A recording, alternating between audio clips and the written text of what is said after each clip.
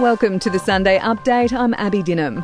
Novak Djokovic claims he was told by Australia's Immigration Department before he landed in Melbourne that he was eligible for a vaccine exemption as he'd only just recovered from COVID.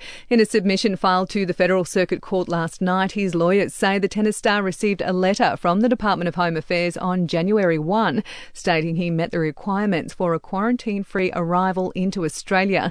He faces court tomorrow to appeal his visa cancellation. Drink driving detection rates have almost doubled in Victoria over the course of the pandemic. The number of high-range offences has also risen, along with repeat offenders. It's feared New South Wales health system won't be able to cope with soaring COVID infections and hospital admissions. Almost 1,800 people are in hospital, 145 in ICU. The AMA's Dr Danielle McMullen says the suspension of non-urgent elective surgery will temporarily ease the pressure. I do think that some of those less urgent healthcare problems and people's chronic illnesses will have to take a back seat over the next few weeks.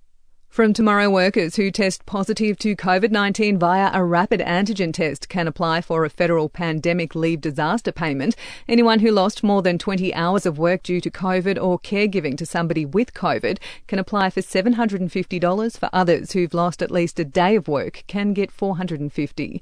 COVID continues to spread among the ranks of Australia's politicians, with the South Australian Premier Stephen Marshall announcing he's in isolation, just a close contact at this stage. It comes after Federal Treasurer Josh Frydenberg and former Prime Minister Malcolm Turnbull confirmed they'd contracted the virus yesterday.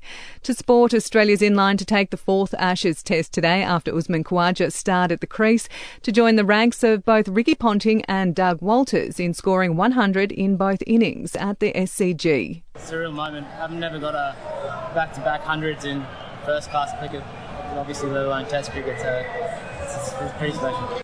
Speaking to Fox Cricket there. In the BBL, the Hobart Hurricanes took a comfortable win over the Brisbane Heat, while the Sydney Thunder took a stunning 129-run victory against the Melbourne Renegades.